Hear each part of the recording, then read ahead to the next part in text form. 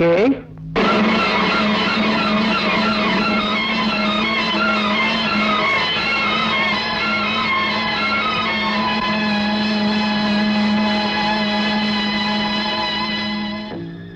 তোমার জন্মদাতা পিতা।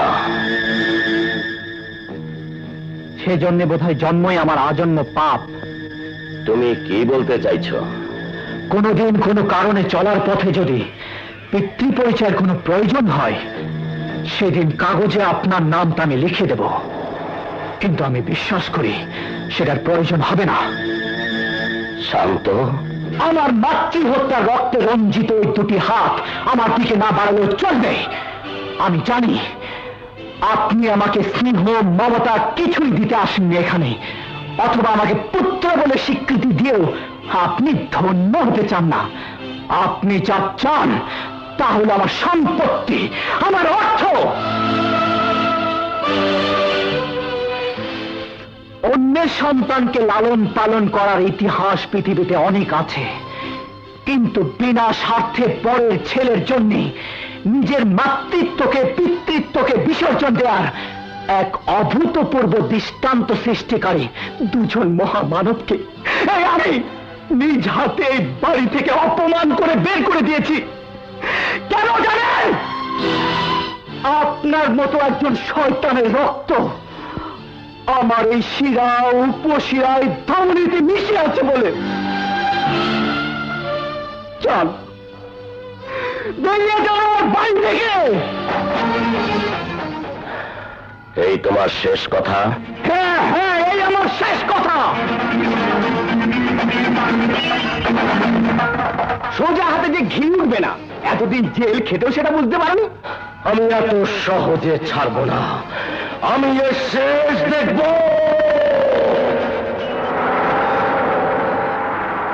মা, মা, মা, আমি কারো মা নই। মা হবার যোগ্যতাকে আমি নিজেই গলা টিপে হত্যা করেছি। মা, আমি জানি তোমার সব যন্ত্রণার জন্য আমি দায়ী, তোমার দীর্ঘশ্বাসের জন্য আমি দায়ী। কিন্তু মা, তোমার বুকটা এত ছোট নয়, তোমার স্নেহটা এত সংকীর্ণ নয় যে আমার মতো একটা অকৃতজ্ঞ সন্তানকে ক্ষমা করতে পারবে না। বলো মা, বলো আমাকে ক্ষমা করলে কিনা। বলো বলো বলো বলো মা, বলো কত রক্ত দিলে তোমার কপাল কাটা রক্তের ঋণ শোধ হবে। আমি শরীরের সব রক্ত ঝরিয়ে দেব। বলো বলো মা, আমাকে ক্ষমা করেছো কিনা। বলো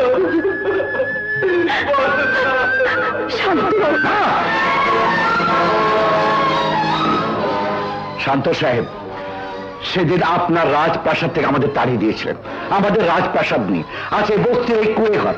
তবু নিশ্চয়ই আমার বলার অধিকার আছে। আপনি এখান থেকে চলে যান। আমাকে ক্ষমা না করলে আমি কিছুতেই এখান থেকে যাব না। আপনি এখান থেকে চলে যান শান্ত সাহেব।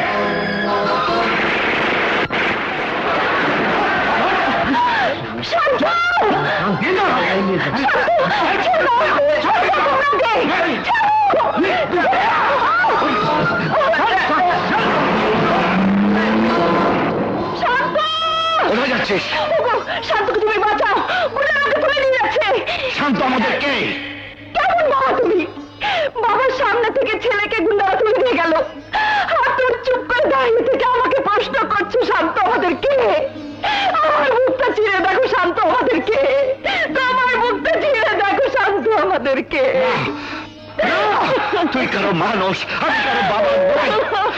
আমরা কারো মা বাবা হতে পারি না, পারি না।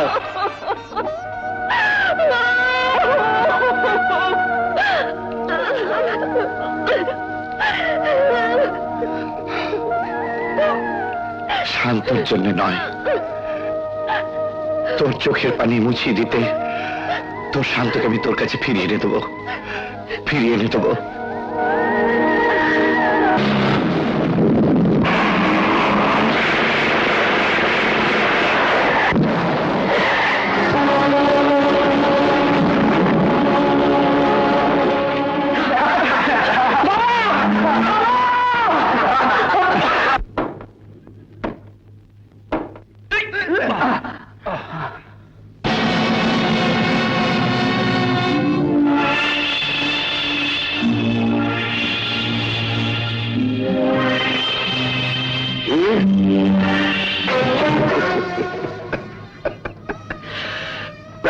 সম্পত্তি আধা আধা বন্টন হবে, এ কথা স্বীকার করার আগে ওকে স্পর্শ করতে পারবেন না। 5%-এর গুন্ডা দাবি করছো 50%। তখন ছিলাম ছোট গুন্ডা, হাইজ্যাক, লুটতারাজ, রাহাজানি, এটাই ছিল আমার প্রফেশন। সেজন্যই আপনার অন্যায় কাজে 5% মালিকানা শর্তে কাজ করেছি। ইতিমধ্যে জেল খেটেছি, দেন বানিয়েছি, গুন্ডা হিসাবে কুলে উঠেছি। বলুন 50-50? ঠিক আছে।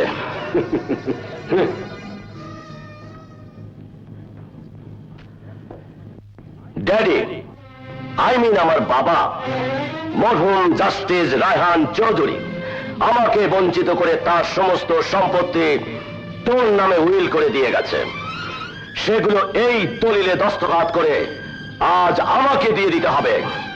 যদি না দেই তাহলে দলিলের কাগজগুলো তোর রক্তে রঞ্জিত হবে। আমার কাছে সন্তান, সংসার, স্ত্রী অতি তুচ্ছ ঘটনা। আমি ঐশ্বর্যের পূজারী, আমার দেবতা হলো টাকা। টাকা আমার জীবন থাকতে তুমি এগুলো পাবে না। দেখি জীবনটা ধারণ করার ক্ষমতা তোর কতটুকু। নাসিয়া,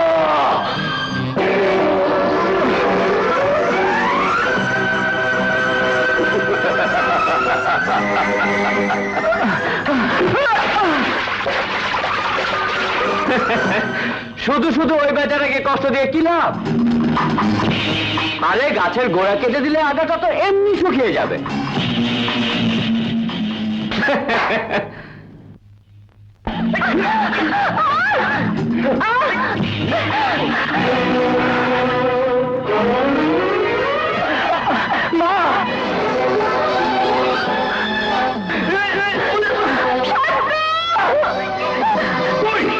তোর জন্য আমি অনেকদিন শ্রীগড়ের বাসিন্দা ছিলাম। চল, আপাতত তোর পালিত সন্তানকে বল সমস্ত সম্পত্তি লিখে দিতে।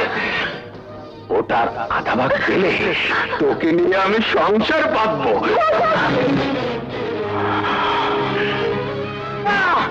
মাকে মেরো না, আমি কষ্ট খাটিয়ে অন্যের কাছে আত্মসমর্পণ করবি না। আমার যা হবার হোক, তুই কেন তোর ন্যায্য সম্পত্তি থেকে বঞ্চিত হবি? আমাকে কথা বলবি না। নিয়ে যাওকে।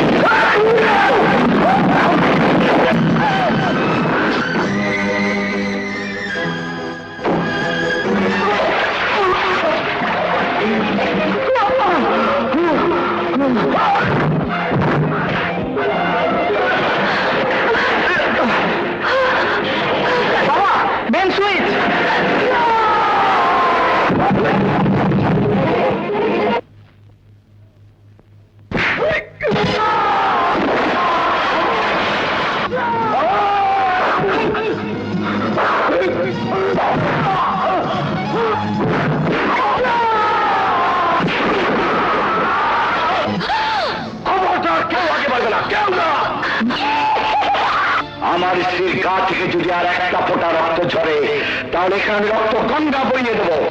বল দলিলে সই করবে কিনা, এক্ষুনি জানে মেরে ফেলবো।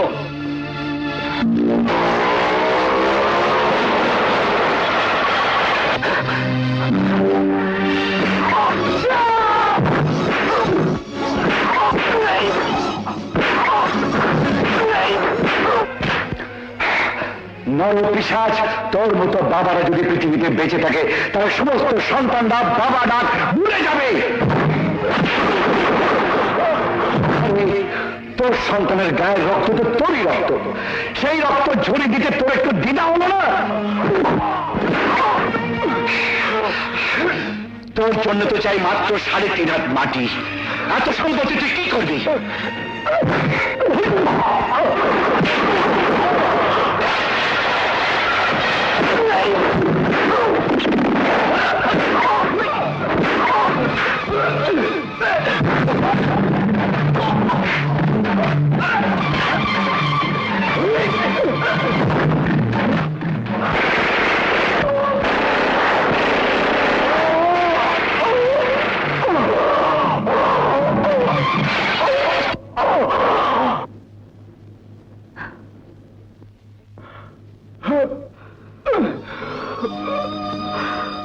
আমি শুধু একটি কথাই বলতে চাই, সম্পত্তির জন্য নিজ পুত্রকে হত্যা করতে এনেছো, কিন্তু মৃত্যুর সময় তুমি কি নিয়ে যাচ্ছ?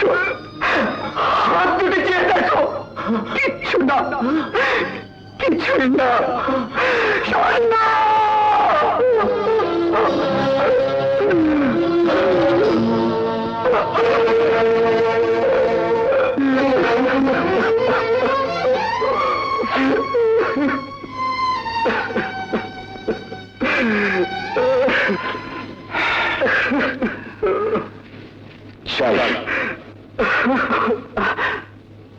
বাবা, দাঁড়াও বাবা।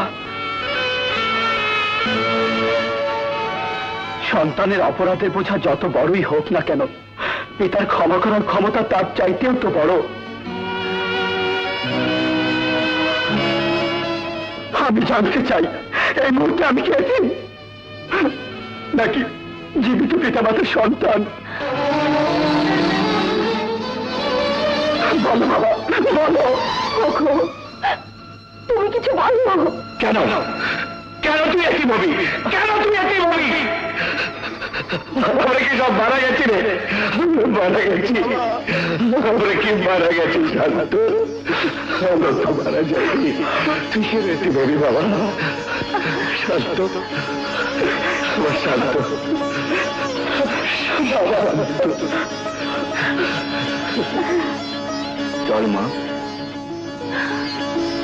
দাঁড়াও মা।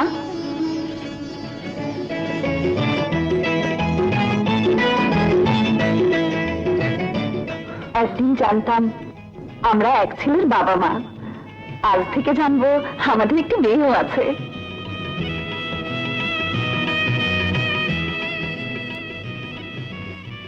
এই ছেলে মেয়েকে নিয়ে আমাদের স্বপ্ন সার্থক করে তুলবো।